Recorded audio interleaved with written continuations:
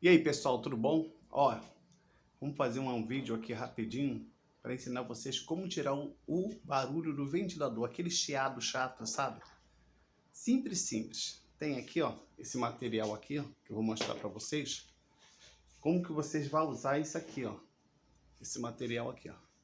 Vocês vão comprar esse material aqui, ó. Tá vendo? Lê direitinho aqui, ó, anti-corrosivo, né? Lubrificante. Olha aqui, ó. Repelente. Aqui, ó. De umidade, né?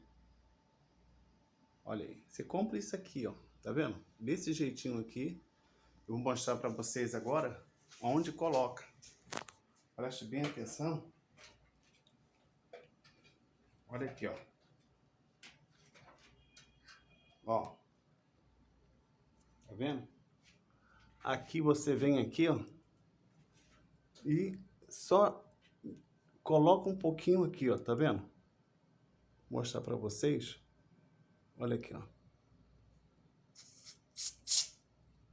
Coloque aqui um pouquinho em cima. E pronto. Só isso aqui é o bastante. Tá bom? Fica o vídeo aí.